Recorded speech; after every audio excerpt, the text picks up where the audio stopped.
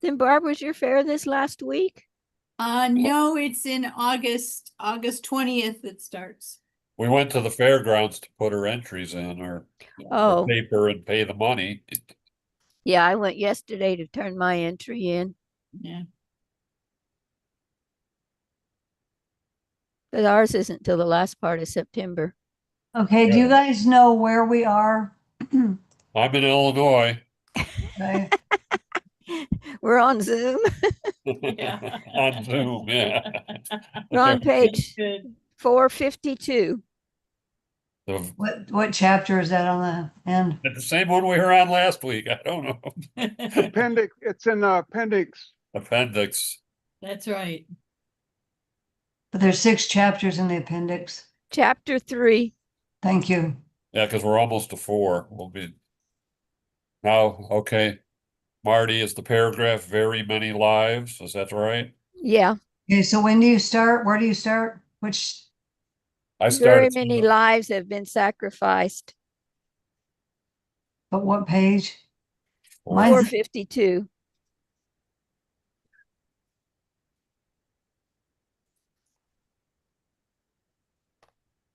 Okay.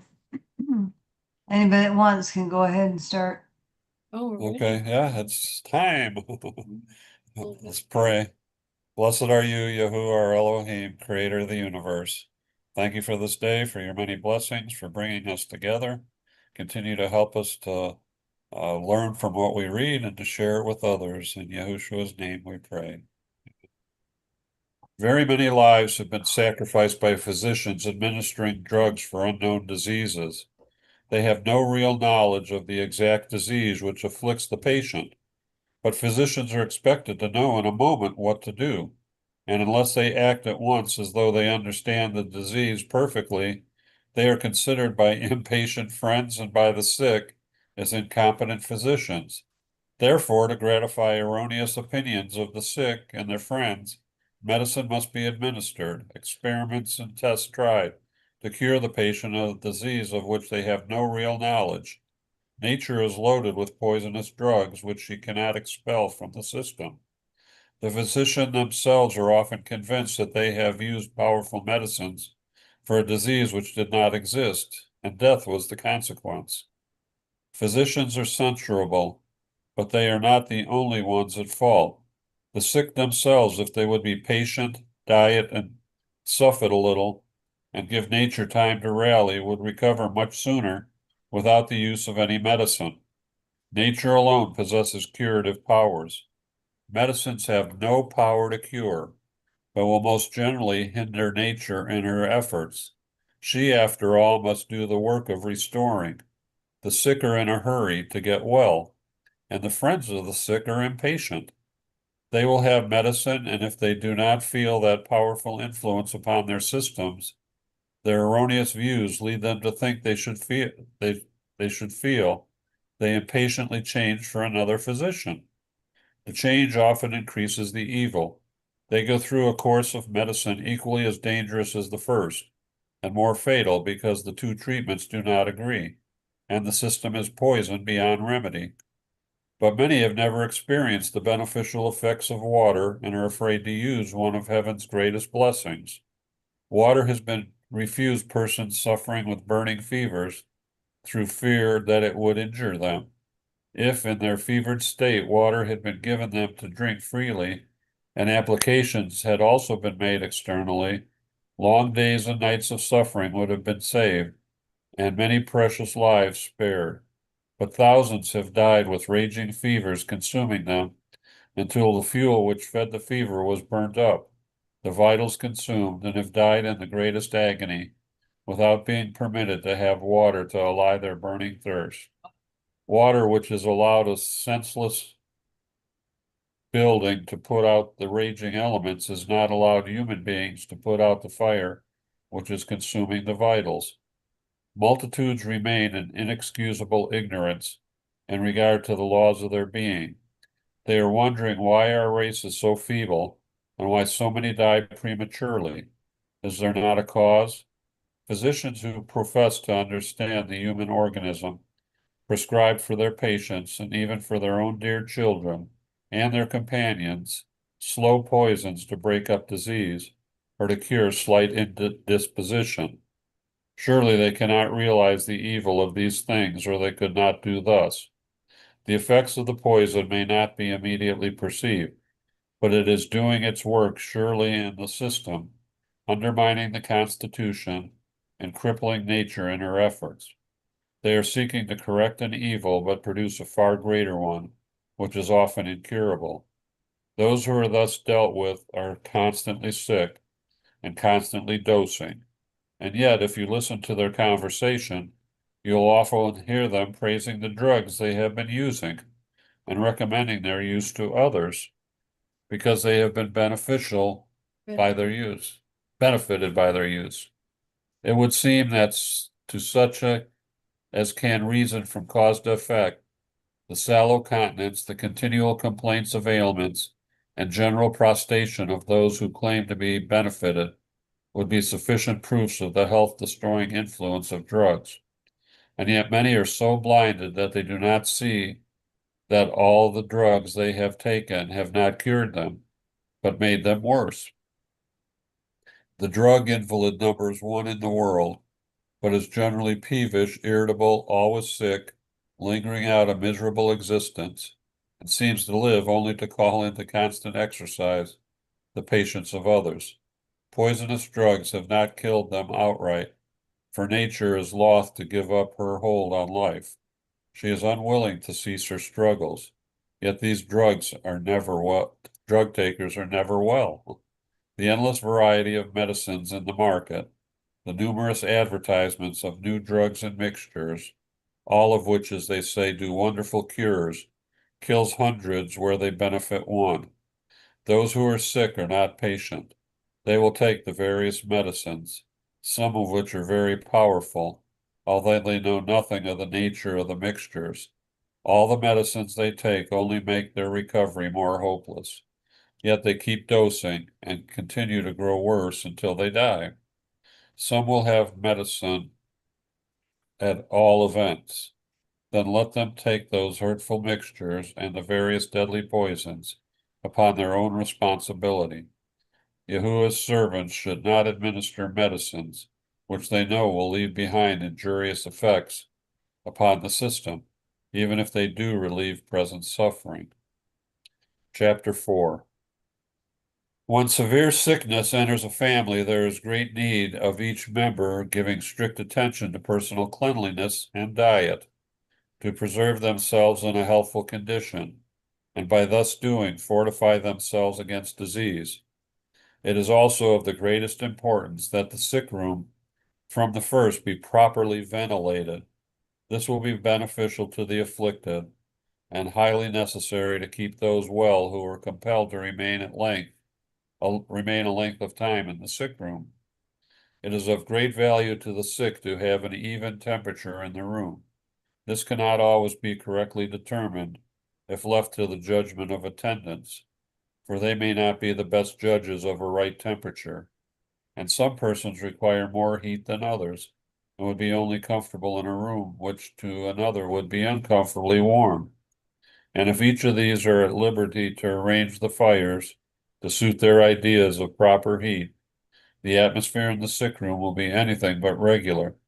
Sometimes it will be distressingly warm for the patient, at another time too cold, which will have a most injurious effect upon the sick. The friends of the sick or attendants who through anxiety and watching are deprived of sleep and who are suddenly awakened in the night from sleep to attend in the sick room are liable to chilliness. Such are not correct thermometers of the healthful temperature of a sick room. These things may appear of small account, but they have very much to do with the recovery of the sick. In many instances, life has been periled by extreme changes of the temperature of the sick room. I don't think we have to worry about getting the fire going in the room or not. Well, we do. In pleasant weather, the sick is in no case should be deprived of a full supply of fresh air. Their rooms may not always be so constructed as to allow the windows or doors open in their rooms without the draught coming directly upon them. and exposing them to take cold. In such cases, windows and doors should be opened in an adjoining room and thus let the fresh air enter the room occupied by the sick. Fresh air will prove more beneficial to the sick than medicine, and is far more essential to them than their food. They will do better and recover sooner deprived of food than of fresh air. And fresh air is good for the healthy, to keep them healthy. All right. Many invalids have been confined weeks and months in closed rooms, shutting out the light and pure invigorating air of heaven, as though air was a deadly enemy, when it was just the medicine the sick needed to make them well. The whole system was debilitated and diseased for want of air, and nature was sinking under her load of accumulating impurities, in addition to the fashionable poisons administered by physicians, until she was overpowered and broke down in her efforts, and the sick died. They might have lived. Heaven willed not their death. They died victims in their own ignorance, and that of their friends, and the ignorance and deception of physicians, who gave them fashionable poisons, and would not allow them pure water to drink, and fresh air to breathe, to invigorate the vital organs, purify the blood, and help nature in her task in overcoming the bad conditions of the system. These valuable remedies, which heaven has provided without money and without price, were cast aside and considered not only as worthless, but even as dangerous enemies, while poisons prescribed by physicians were in blind confidence taken. Thousands have died for want of pure water and pure air, who might have lived, and thousands of living invalids who are a burden to themselves and others think that their lives depend upon taking medicines from the doctors. They are continually guarding themselves against the air and avoiding the use of water. These blessings they need in order to become well. If they would become enlightened and let medicine alone and accustom themselves to outdoor exercise and to air in their houses summer and winter, and to use soft water for drinking and bathing purposes, they would be comparatively well and happy instead of dragging out a miserable existence. Okay. It is the duty of attendants and nurses in the sick room to have a special care of their own health, especially in critical cases of fever and consumption. One person should not be kept closely confined to the sick room. It is safer to have 2 or 3 to depend upon, who are careful and understanding nurses, and these changing and sharing the care of the confinement of the sick room. Each should have exercise in the open air as often as possible. This is important to sickbed attendants, especially if the friends of the sick are among that class who continue to regard air, if admitted into the sick room, as an enemy and will not allow the windows raised or the doors open.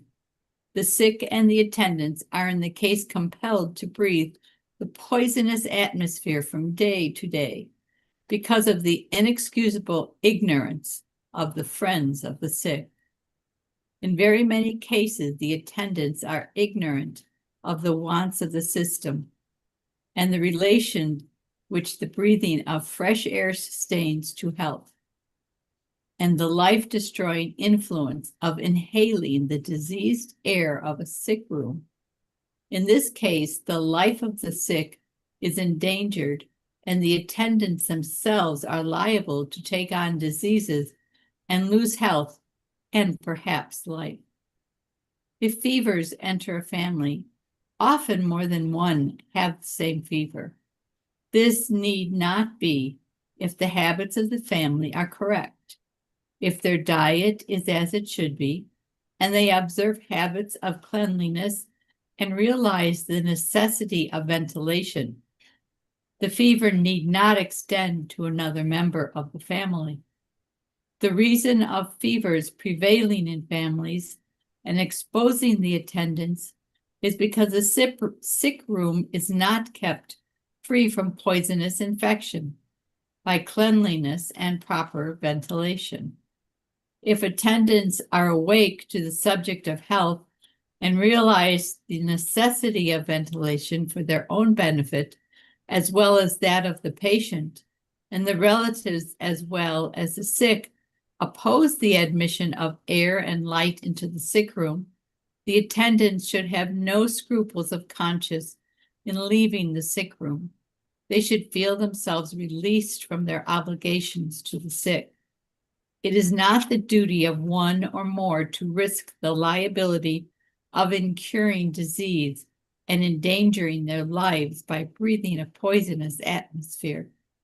If the sick will fall a victim to their own erroneous ideas and will shut out of the room the most essential of heaven's blessing, let them do so, but not at the peril of those who ought to live. The mother, from a sense of duty, has left her family to administer in the sick room, where pure air was not allowed to enter, and has become sick by inhaling the diseased atmosphere which affected her whole system. After a period of much suffering, she has died, leaving her children motherless.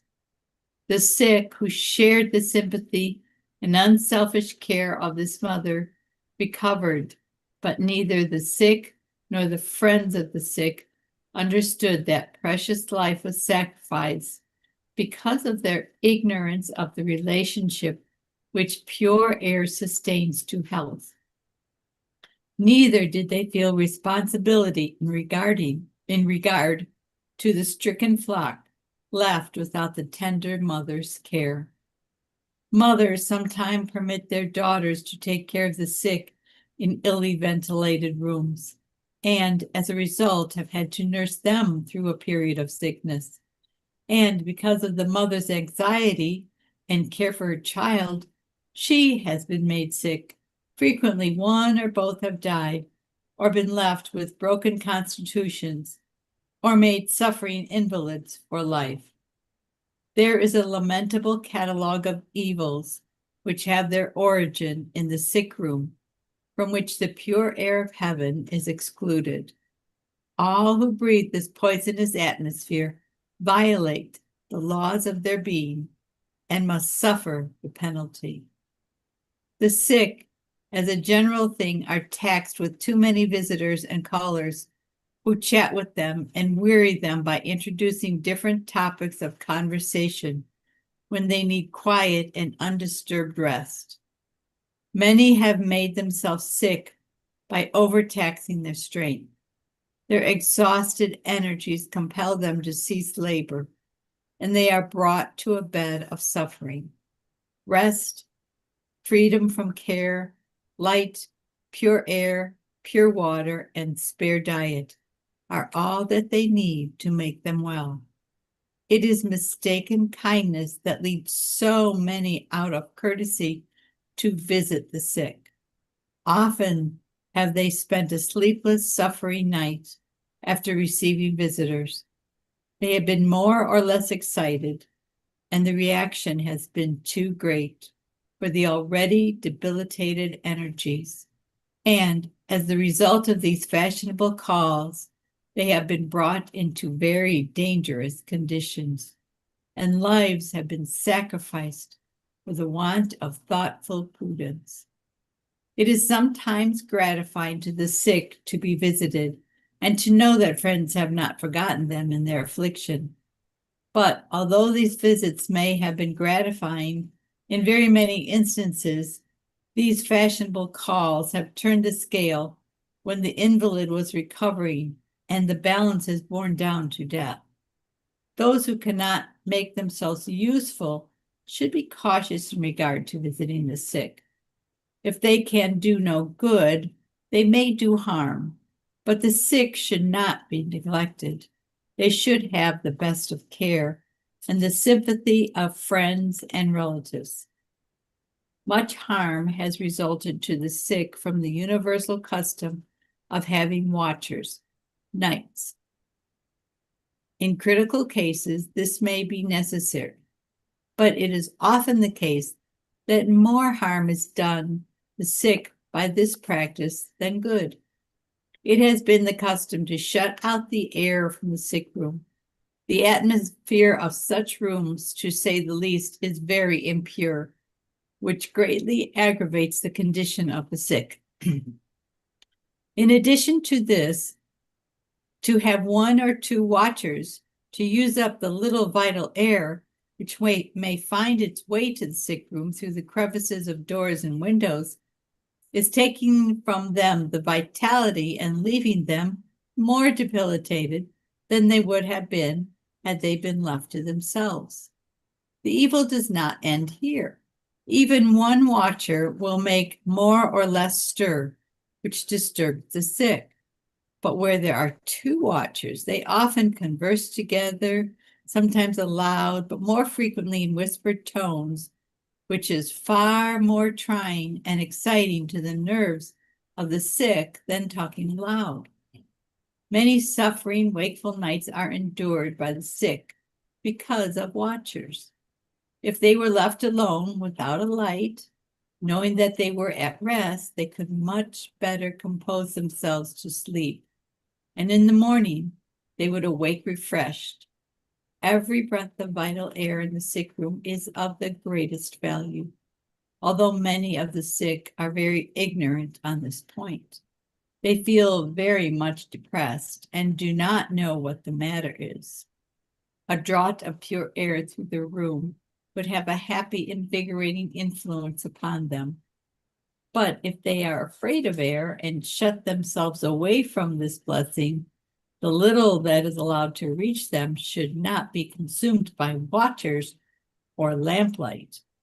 Attendance upon the sick should, if possible, leave them to quiet and rest through the night while they occupy a room adjoining.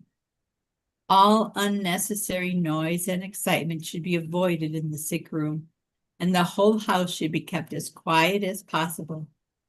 Ignorance, forgetfulness, and recklessness have caused the death of many who might have lived had they received proper care from judicious, thoughtful attendants. The doors should be opened and shut with great care, and the attendants should be unhurried, calm, and self-possessed. The sick room, if possible, should have a draught of air through it day and night.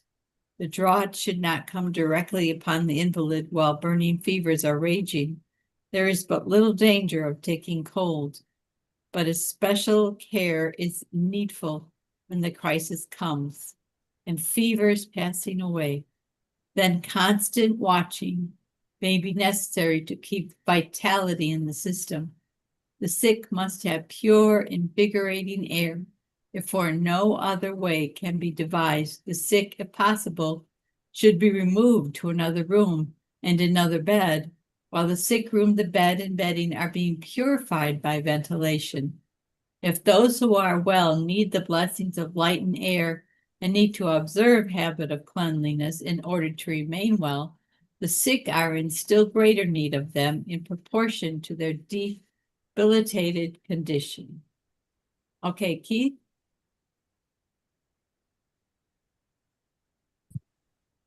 Great amount of suffering might be saved if all would labor to prevent disease by strictly obeying the laws of health. Strict habits of cleanliness should be observed. Many, while well, will not take the trouble to keep a healthy condition. They neglect personal cleanliness and are not careful to keep their clothing pure.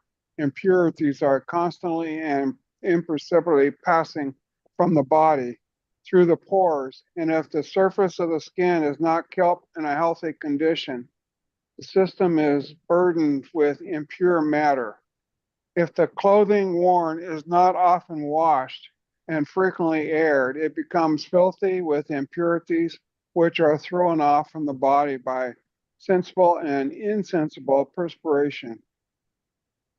And if the garments worn are not frequently cleansed from these impurities, the pores of the skin absorb again the waste matter thrown off.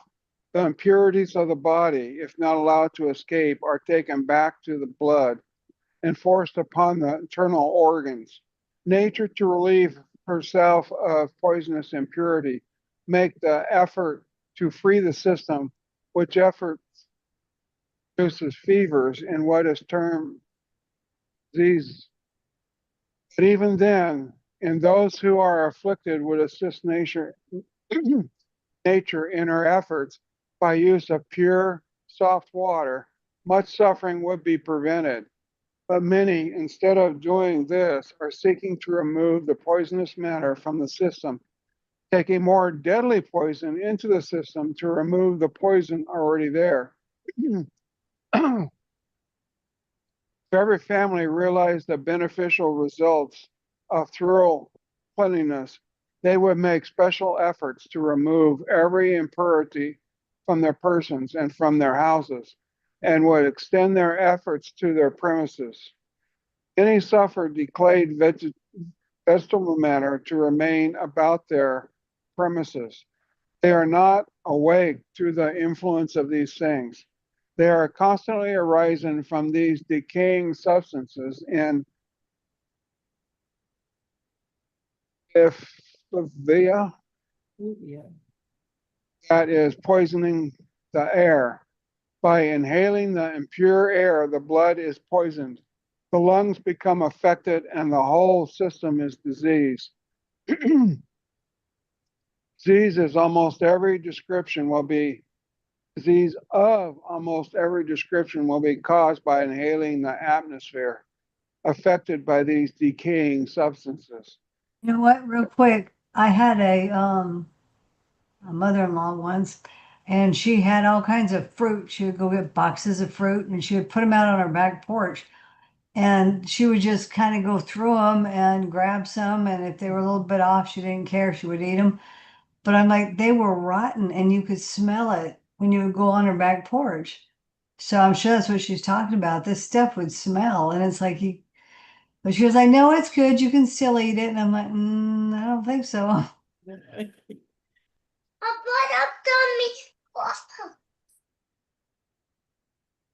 Families have been afflicted with fevers, some have died, and the remaining portion of the family circle have almost murmured against their maker because of their distressing bereavements. When the sole cause of all their sickness and death has been the result of their own carelessness, the impurities about their own premises have brought upon them contagious diseases, the sad afflictions which they charge upon God.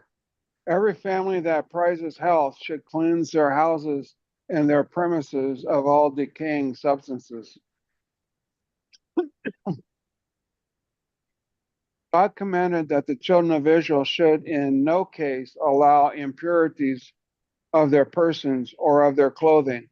Those who had any personal uncleanness were shut out of the camp until evening, and then were required to cleanse themselves and their clothing before they could enter the camp. Also, they were commanded of God to have no impurities upon the premises within their distance of the encampment, lest the Lord should pass by and see their uncleanness. In regard to cleanliness, God requires no less of his people now than he did of ancient Israel. A neglect of cleanliness will induce diseases, sicknesses, and premature death. Do not come without a cause. Stubborn fever and violent diseases have prevailed in neighborhoods and towns that had formerly been considered healthy, and some have died, while others have been left with broken constitutions to be crippled with disease for life.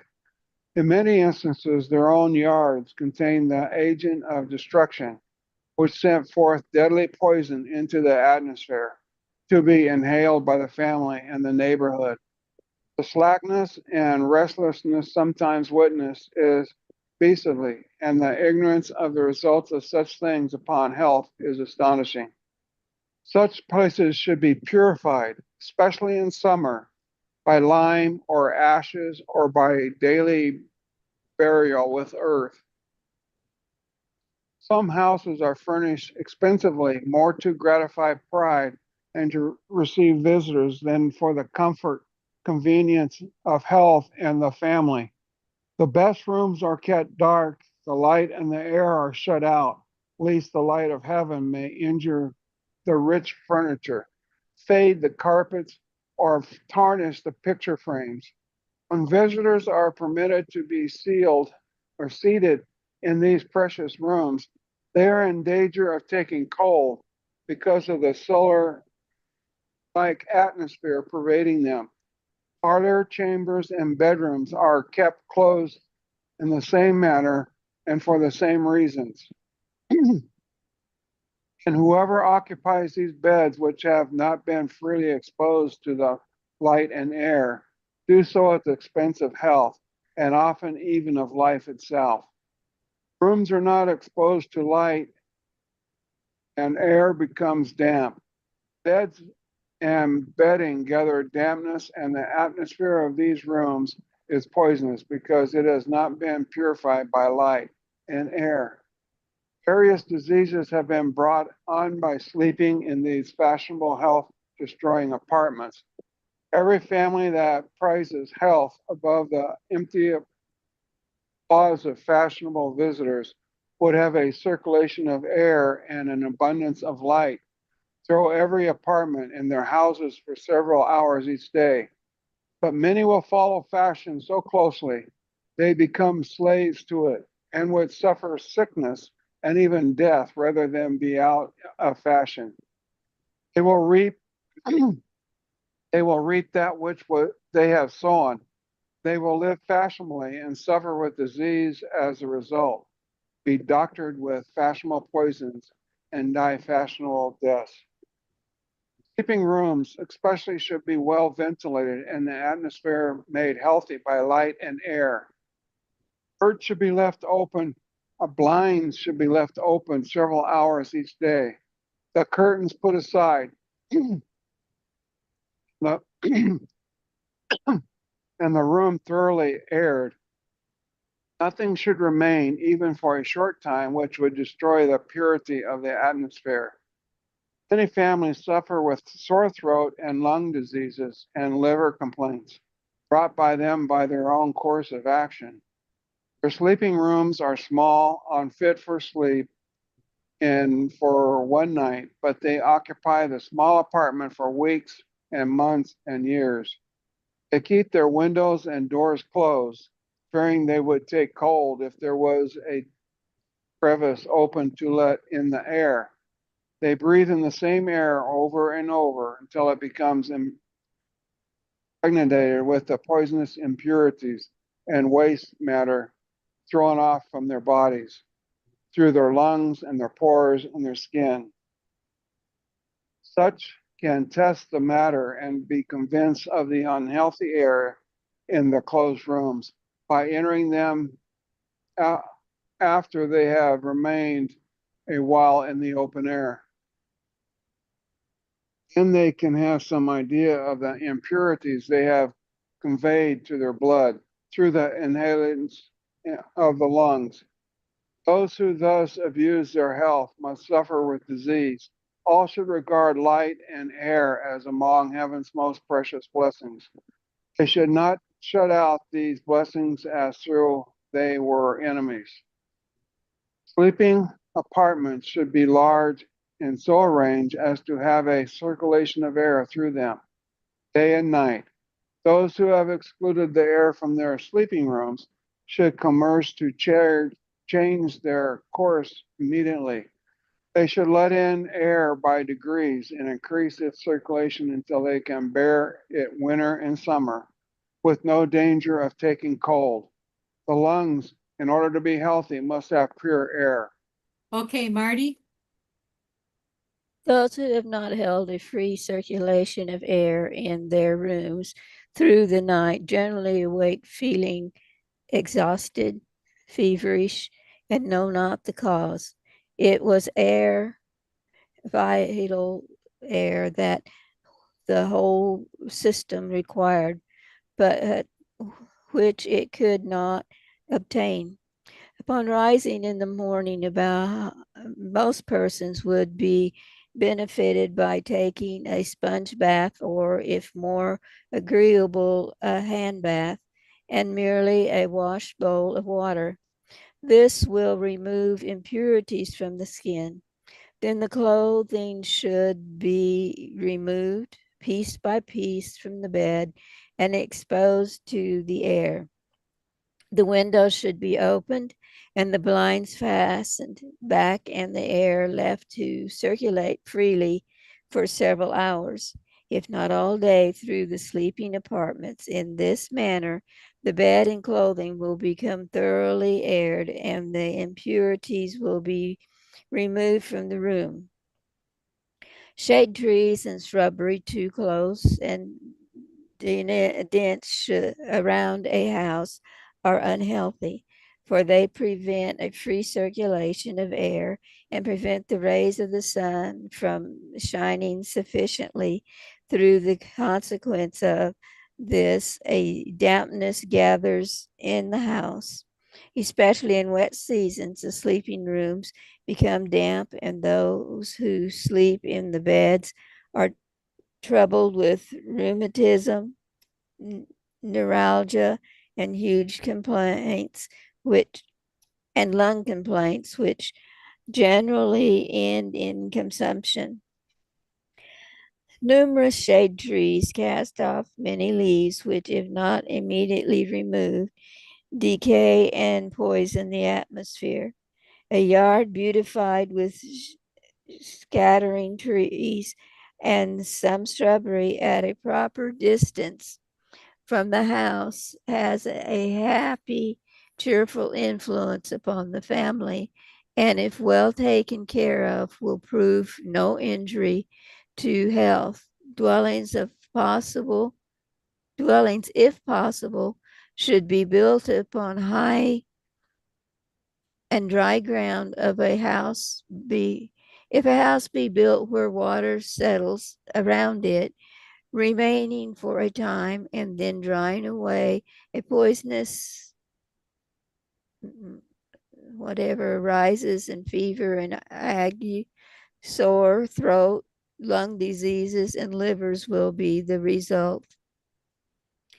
Many have expected that God would keep them from sickness merely because they have asked Him to do so. But God did not regard their prayers because their faith was not made perfect by works. God will not work a miracle to keep those from sickness who have no cure for themselves, but are continually violating the laws of health and make no efforts to prevent disease. When we do all we can on our part to have health, then may we expect that the blessed results will follow, and we can ask God in faith to bless our efforts for the preservation of health. He will then answer our prayer, if His name can be glorified thereby. But let all understand that they have a work to do. God will not work in a miraculous manner to preserve the health of persons who are taking a sure course to make themselves sick by their careless inattention to the laws of health. Chapter 5. In this age of degeneracy, children are born with enfeebled constitutions.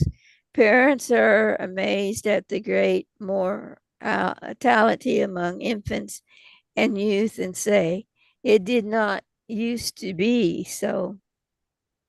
Children were then more healthy and vigorous, and far less care than is now bestowed upon them. Yet with all the care they now receive, they grow feeble, wither, and die as the result of wrong habits in parents, disease, and inevitable have been transmitted to their offspring. After their birth, they are made very much worse by careless inattention to the laws of their being.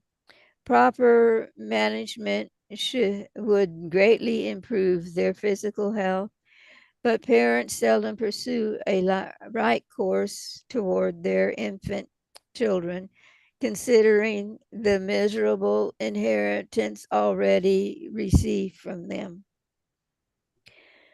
The wrong course toward their children results in lessening their hold of life and prepares them for premature death. These parents had no lack of love for their children, but this love was misapplied.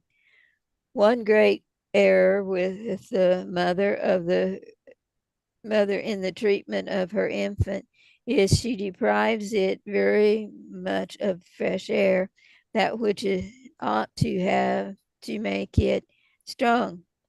It is a practice of many mothers to cover their infants' heads while sleeping, and this too in a warm room, which is seldom ventilated as it should be.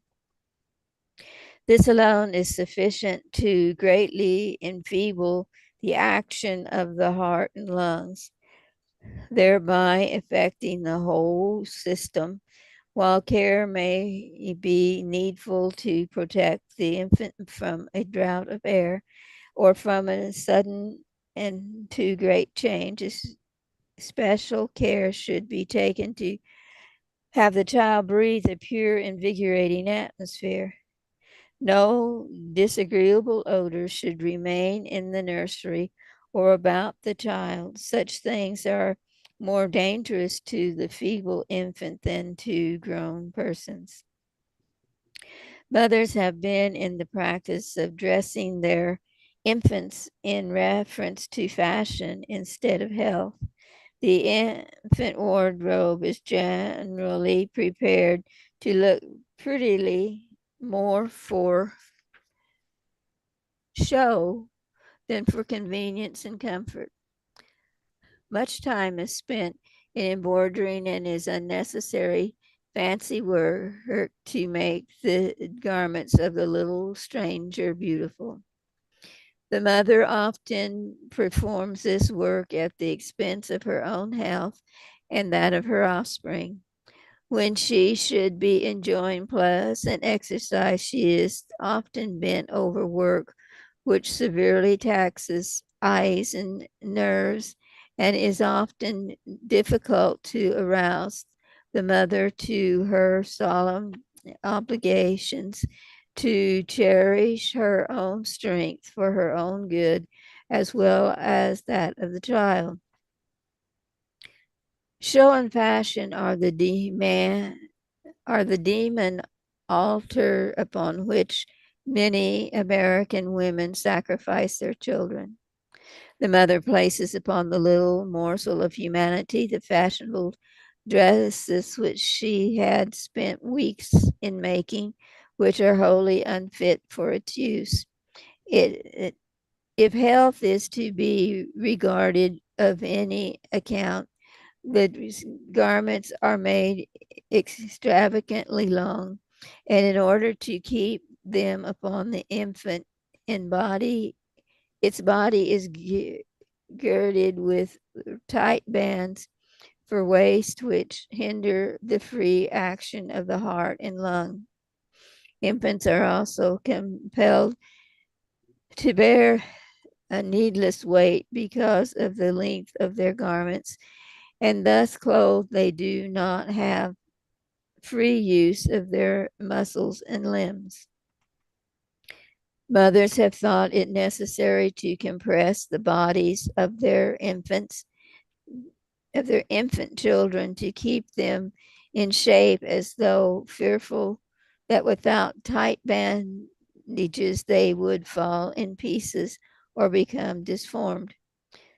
Do the animal creation become deformed because nature is left to do her own work? Do the little lambs become deformed because they are not girded about with hands to give them shape? They are delicately and beautifully formed. Human infants are the most perfect and yet the most helpless of all the creatures, of all the Creator's handiwork, and therefore their mothers should be instructed in regard to physical laws so as to be capable of rearing them with physical, mental, and moral health. Mother's nature has given your infants forms which need no gets or bands to perfect them. God has supplied them with bones and muscles sufficient for their support and to guard nature's fine machinery within before committing it to your care. Okay, Sandy.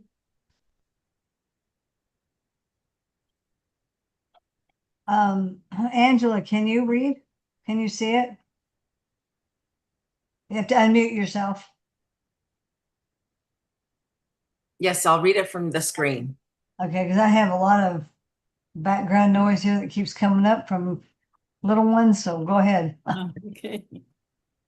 The dress of the infant should be so arranged that its body will not be least compressed after taking a full meal.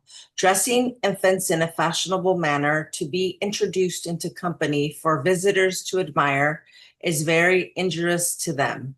Their clothing is ingeniously arranged to make the child miserably uncomfortable, and it is frequently made still more uneasy by passing from one to the other, by being fondled by all. But there is an evil greater than those already named.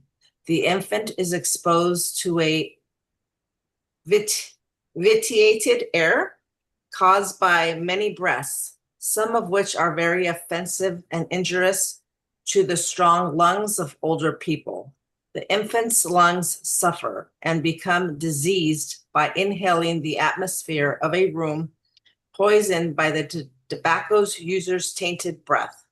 Many infants are poisoned beyond remedy by sleeping in beds with their tobacco-using fathers. By inhaling the poisonous tobacco effluvia, which is thrown from the lungs and pores of the skin, the system of the infant is filled with the poison. While it acts upon some as a slow poison and affects the brain, heart, liver, and lungs, and they waste away and fade gradually. Upon others, it has more direct influence, causing spasms, fits, paralysis, palsy, and sudden death. The bereaved parents mourn the loss of their loved ones and wonder at the mysterious providence of God, which has so cruelly afflicted them. When Providence designed not the death of these infants, they died martyrs to the filthy lust of tobacco. Their parents ignorantly, but nonetheless, surely, kill their infant children by the disgusting poison. Every exhalation of the lungs of the tobacco slave poisons the air about him. Infants should be kept free from everything which would have an influence to excite the nervous system, and should, whether waking or sleeping, day and night, breathe a pure, cleanly, healthy atmosphere, free from every taint of poison. Another great cause of mortality among infants and youth is a custom of leaving their arms and shoulders naked. This fashion cannot be too severely censured. It has cost the life of thousands. The air bathing the arms and limbs and circulating about the armpits chills these sensitive portions of the body, so near the vitals, and hinders the healthy circulation of the blood and induces disease, especially of the lungs and brain. Those who regard the health of their children of more value than the foolish flattery of visitors or the admiration of strangers, will ever clothe the shoulders and the arms of their tender infants. The mother's attention has been frequently called to the purple arms and hands of her child, and she has cautioned in regard to this health and the life-destroying practice. And the answer has often been, I always dress my children in this manner. They get used to it. I cannot endure to see the arms of infants covered. It looks old-fashioned. These mothers dress their delicate infants as they would not venture to dress themselves. They know that if their own arms were exposed without a covering, they would shiver with chilliness. Can infants of a tender age endure this process of hardening without receiving injury? Some children may have at birth so strong constitutions that they can endure such abuse without it's costing them life. Yet thousands are sacrificed, and tens of thousands have the foundation laid for a short, invalid life by the custom of bandaging and surfeiting the body with much clothing, while the arms, which are such distance from the seat of life, and for that cause need even more clothing than the chest and lungs, are left naked. Can mothers expect to have quiet and healthy infants who thus treat them? When the limbs and arms are chilled, the blood is driven from these parts to the lungs and head. The circulation is impeded, and nature's fine machinery does not move harmoniously. The system of the infant is deranged, and it cries and mourns because of the abuse it is compelled to suffer. The mother feeds it, thinking it must be hungry, when food only increases its suffering. Tight bands and an overloaded stomach do not agree. It has no room to breathe. It may scream, struggle, and pant for breath, and yet the mother not mistrusts the cause. She could relieve the sufferer at once, at least of tight bandages, if she understood the nature of the case. She at length becomes alarmed and thinks her child really ill, and summons a doctor who looks gravely upon the infant in a few moments and then deals out poisonous medicines or something called a soothing cordial, which the mother, faithful to directions, pours down the throat of the abused infant. If it was not diseased in reality before, it is after this process. It suffers now from drug disease, the most stubborn and incurable of all diseases. If it recovers, it must bear about more or less in its system the effects of that poisonous drug. And it is liable to spasms, heart disease, dropsy of the brain, or consumption. Some infants are not strong enough to bear even a trifle of drug poisons, and a nature rallies to meet the intruder. The vital forces of the tender infant are too severely taxed, and death ends the scene. Goodness, this is brutal. It is no strange sight in this age of the world to view the mother lingering around the cradle of her suffering, dying infant, her heart torn with anguish as she listens to its feeble wail and witness its expiring struggles.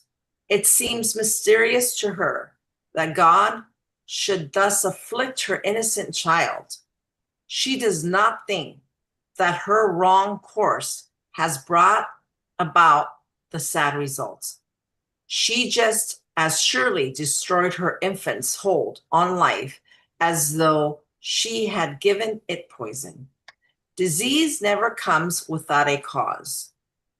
The way is first prepared and disease invited by disregarding the laws of health.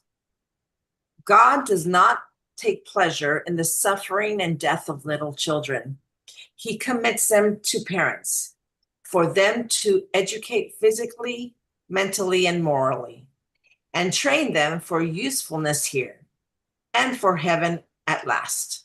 And I want to again interject here. I know some people don't agree, but she has said before things in the Bible, you have to do it according to the time. Some of them are for us and some of them are for that time that wouldn't fit now. And the same with this. They had completely different homes, completely different, the people were not clean. They didn't take baths, they didn't wash their clothes, they didn't do a lot of things. And I realize air, fresh air, and some of that stuff, but to completely cover your child all the time, maybe if it's a smoking person, but I mean, that's not healthy anyway. So some of it goes, if you did some of this stuff all the time, your baby might get sick. I don't know. I wouldn't cover mine up that much, but anyway. And it's also cultural because different cultures, because I'm a mix of cultures, think differently. Well, So- but back when she lived, it's just like, the women had, if you look back at their clothing, they all had long sleeves and long dresses and all that. But they had damp houses. They had a lot of different things. They had germs. They were not clean. They didn't have stuff like we do. Like my dad said, there wasn't, CVS on every corner. Mhm. So, for cleanliness. And they didn't bathe it often and wash their clothes as often, and that's when you talk about the clothes and how the perspiration, everything stays in them. They didn't wash their clothes that often. Right. And So they a lot of it didn't, is very good and it means good, but Yeah, they also didn't have garbage pickup. That's when Right. she's talking about the compost going out the back door. yep. I mean, we have a compost pile, but it's pretty far from the house. I know when I grew up on a farm, my dad in the summertime, he says you always wear long sleeves, Yeah, even though it's hotter, and that there prevents the getting scratches from branches and everything else that were around all the time. right. But when you're working around machinery, you always wear short sleeves. yep. Yeah, So yeah. it won't get caught in the machinery. That's right. And you Yeah. see, that's why, it depends on your environment. Yeah. Right, yeah. See, Okay. when she was talking about This is more. Yeah. Yeah, I'm going to say one thing about clothing. There's been a recent controversy about an ad that's been on from Hollywood, as I call it, concerning so-called jeans. Now, yes, certain companies now making jeans, and I don't want to get into all that because they say this person who's advertising it is, well, I don't know who it is. I've never seen the picture. I'm not interested. I am concerned, though, the attitude by just wearing jeans reflects something. Well, I personally would not call modesty, but that's each person's different. So this is from my background and what I saw. So there's now a big controversy of a brand name jeans that's being advertised now on the market. So that's all I can tell you. Speaking of clothing, that's all I can say. Well, I have heard that way back then, that's why that they used to have flowers at weddings to make it smell nicer because people didn't bathe. Yeah. Mhm. Well, that's like Ring Around the Rosie, that little poem. It's because they Yeah. really did put those in their pocket because it was was it the Black Plague or somewhere where people were dying and there was death everywhere and it was smelly. And so they put flowers in their pockets and that's where that came from. It's just really strange, but things have changed and no, there are some places you can go that are filthy now. And you don't want a baby in it. And it's just, you do have to watch. And a lot of what she says is excellent. It's just sometimes, like you said, it's like, whoa, wait a minute. Yeah, But you have to think they're of the good time. information and to eat well. And, God knows if you don't, because there are a lot of people that just pray and think God's going to heal them, but yet they, don't eat very well. And I'm not the very best eater, so I need to take that one to heart. Well, exposing the fresh air. Yep. We Yep. lock up our houses now. We live by air conditioning and heat. Right. We Yep. don't get fresh air. Right. you know. I never close our bedroom window. It's open all I year crack round. my bedroom window just to crack because she says that, but sometimes I get up and just close it. Even though it's summer, I still get a chill. I'm like, okay, I'm really cold. So when I had this house built, I was working nights and sleeping during the daytime. So I have dark blue blinds, and that's to keep it dark in the house during the daytime because I gotta sleep. Oh, If I don't sleep, it's not a good night. Yep. oh, All right. And Well, she- thank you. I'm glad you were here, Angela. See you. Yeah, Glad it you're popped up. here. It popped up on my message. I was on my computer. That's Normally good. I'm not. And I'm like, oh yeah. There's a lot of noise Yeah, behind we me. always need another reader. Yeah. Yeah. All right. Well, I'm not If sure what we anyone- have Sabbath. I know it's Brent. He might do an extra one because he has something special he's gonna do. But anyway, When someone else pops up on the screen, when we're reading, I don't see everybody. So you need to let me know to let them read. right. Well, I saw her on here. I'm like, she kept looking like she was looking at the screen, so I think maybe she can do it. So, You got better eyesight than we do, yeah. or a bigger screen. Probably a bigger screen. That's why I'm like really close to the computer. I was trying to Did find you- it on. Were you reading what I had on the screen? I was reading what you had on the screen. Okay. I was trying to highlight and I thought, that might be even worse, but so somebody watching it, but yeah. It was bigger, but I think that was when I had my other computer here and this is going from a different computer. So I don't know. It's not real big, but I'm sure if somebody watched it on Roku, it's probably big because it's a big screen, but I don't know. All right, you guys. Well, thank you. And thank Mark. I'm glad you came by and Marty and everybody. And I don't know, I guess Carol can't get herself on. I don't know what to She's do with her. partying. It's her birthday. Yeah. And Violet, as you know, they said that she tested negative this time. So, and they said she was a little bit perkier, but she still's nauseous. And Keith said that she's had that for a long time. She Yeah. eats and stuff and really gets sick to her stomach. So that's sad because she's not healthy and she's not strong. I'm talking about what we read when we were reading about visitors to the sick rooms to the nursing homes. I'm thinking, and Yeah. I'm going, sometimes they get inundated, and when Yep. it says let them sleep, that never happens because the nurses are always in there. Right. Yep. Or that's what I'm told by my wife since I've never been in them, but Yep. that they just constantly interrupt you and keep you awake. And I'm going, Yep. read the counsel, man, let them sleep. Yep. I mean, I I know agree. when my Even mother at was, night, they come and check on things just to make sure it's all okay, which I appreciate it, but it's like you don't need to wake me up for that. But Exactly. Yeah. That's the word. And hospitals are horrible with that. Or they come in at night and wake you up to give you a sleeping pill. right, yeah, Stupid, yeah, isn't yeah. that? yeah. All But right, you guys. Well, we will thank you, Mark. Glad you were here, and we will be on Sabbath. So